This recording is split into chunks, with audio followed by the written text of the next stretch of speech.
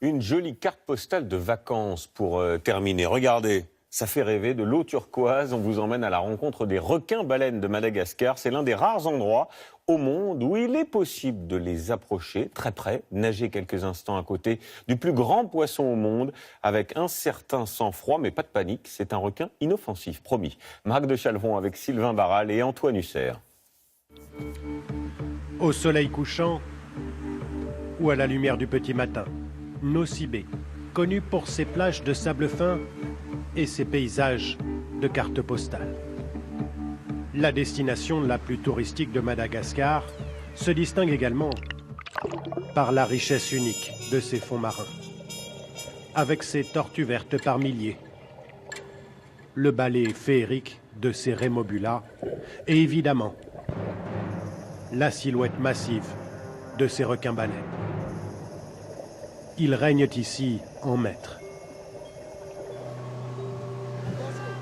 Chaque jour pendant 3 mois, des touristes partent à la découverte du plus gros squale du monde. Bienvenue à bord tout le monde, je vous présente déjà un petit peu notre équipage du jour. Capitaine Pat. Salut Pat. Tanguy Guillemin, plongeur et guide touristique, installé à Nosy-Be depuis 2011, organise ces excursions un peu particulières. Les requins-baleines sont visibles davantage à Nosy-Be entre le mois de septembre et la mi-décembre parce qu'ils viennent s'alimenter à l'intérieur de la baie d'Ampasindav. C'est le plus gros poisson du monde, c'est le plus gros requin du monde. C'est un grand requin filtreur, donc il ouvre grand la bouche et il vient filtrer des centaines de litres par heure. Donc à part avaler une sardine, il pourra difficilement nous avaler ou sinon il va vite nous recracher. Contrairement aux apparences, l'animal est donc totalement inoffensif. Et s'il y a des consignes de sécurité, il est bien clair que je ne veux voir personne toucher le requin-baleine. C'est avant tout pour la protection du requin. Voilà de quoi rassurer les touristes d'emblée. Reste maintenant à le trouver dans ces vastes étendues marines. 110 requins-baleines ont été comptabilisés dans la baie cette année, une des plus fortes densités au monde. À ce moment de l'année, il y a une production de plancton qui est très importante et tout le plancton se retrouve un petit peu coincé dans la baie et du coup les baleines d'Omura, les requins-baleines viennent s'alimenter à l'intérieur de la baie d'Ampasindav. Ces oiseaux se nourrissent également de plancton. Le squale a donc de bonnes chances de rôder dans les parages. Tout droit derrière, vas-y tout droit derrière.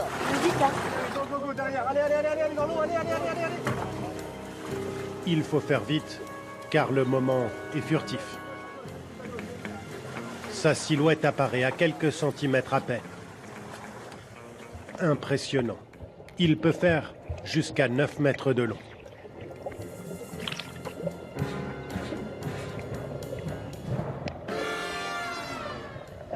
L'animal ne reste jamais bien longtemps. Les touristes essayent tant bien que mal de le suivre, histoire de prolonger le plaisir.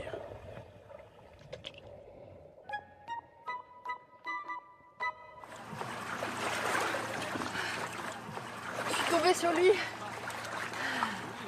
Incroyable. Magnifique. J'étais à 1 mètre de lui. On se sent très petite, très petite. On n'est rien du tout. Ouais, j'essaye de le suivre, mais c'est dur. À force, on a mal au mollet. Bonheur des touristes, le requin-baleine est aussi une espèce menacée, chassée en Asie notamment pour sa chair et la valeur de son aileron. Aussi, les guides de Madagascar essayent de le protéger. Ouais, vous avez vu quelque chose, Nina, Black? Peut-être qu'il n'y a pas de requin-baleine, on retourne voir et essayer de trouver le premier. En recensant sa population dans cette zone. On s'est aperçu qu'on passait beaucoup de temps sur l'eau. Ça nous permet de profiter des sorties pour prendre un maximum de relevés et de données scientifiques. Et du coup, ça nous permet de mieux connaître l'espèce.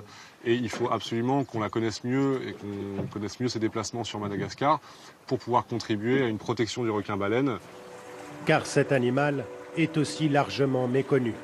À la fin de ces 3 mois près de la surface de l'eau, il disparaît à plus de 2000 mètres de profondeur. Impossible à suivre.